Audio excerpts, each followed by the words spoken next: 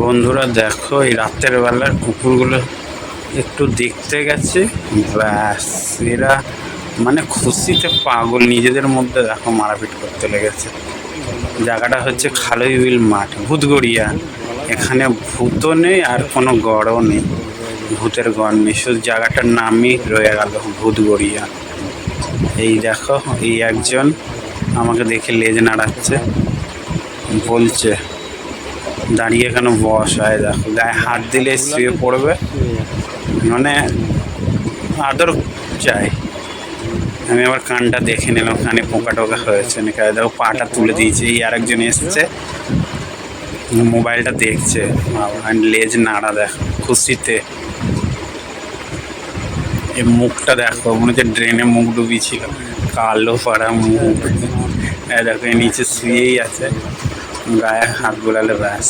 এই দেখো হাতটা আমার কি করেছে, লালে ভরে দিয়েছে, মুখে হাত ঢোকাচ্ছে, কামড়াচ্ছে, মানে কত আদর ভাবো। আমি ধরেছি চেপে, কত কামড়ায় কি কামড়ায়। হাতটা আমার পুরো লালাতে ভর্তি করে দিয়েছে। এদের সঙ্গে দেখা করতে গেলে বাপরে, এরা কত খুশি হয়। এই দেখো ও বলছে ওকে একা আদর করলে হবে, আমাকেও। এই দেখো ওরা এবার দুজনে খেলতে আরম্ভ করেছে, অনেকক্ষণ খেলেছে, হাঁপিয়ে গেছে। একটু আগে সন্ধ্যেবেলায় জল হয়েছিল, এটা হচ্ছে সন্ধ্যের টাইমে। দেখো ও তো, ওর নাম ভদি, রাস্তায় শুয়ে পড়েছে। দেখো মানে গেলেই হলো, দেখলে রাস্তায় শুয়ে পড়বে। এই দেখো আরেকজন ছুটেছে, এই ওকে আদর করছিস, আমাকে কর, আমাকে কর।